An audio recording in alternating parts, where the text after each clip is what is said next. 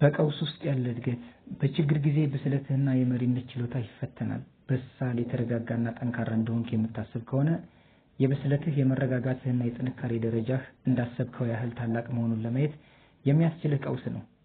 የቤተሰብህ ኃላፊ ነኝ ብለህ የምታስብ ከሆነ ይህ እውነት መሆኑን ወይም አለመሆኑን ታውቃለህ። ለንግድ ስራ ኃላፊ ነኝ ካልክ አንተም ሆንክ ሌሎች ሰዎች አንድ ቀውስ በሚከሰትበት ጊዜ ያ ስለመሆኑ በእርግጠኝነት ታውቃላችሁ። የመንግስት የሥራ ደረጃ ኃላፊ ከሆንክ ጥሩ መሪ መሆን አለመሆንህን ትገነዘባለህ። እውነተኛ አመራር በችግር ውስጥ ይፈተናል ማለት ነው። መሪዎች በችግር ውስጥ በመፈተን እየጠነከሩ ይሄዳሉ። መሪዎች የሚሻሻሉትና የሚያድጉት ደግሞ ጫና ሲኖር እንጂ በጥሩ ጊዜያት ውስጥ አይደለም። በችግር ጫና ውስጥ ስትሆን የመሪነት አቅምህ ይሻሻላል። ቀውስ ባልተለቀቀው አቅምህ ላይ ጥያቄዎች ያስቀምጣል። ጫና ስር በምትሆንበት ጊዜ መኖራቸውን የማታውቃቸውን የህይወትህን ዘርፎች ታገኛለህ። ብልህነትህ ይጀምራል።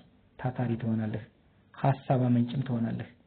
ቀውስ የፈጠራ ችሎታ መገኛ ስለሆነና የፈጠራ ችሎታ ከአዳዲስ አስተሳሰብ ጋር ተመሳሳይ ስለሆነ የችግርን ጫና ያለባቸውን ጊዜያት ሁል ጊዜ ወደ አዳዲስ ግዛቶች የሚገፉ ሆነው ታገኛቸዋለህ።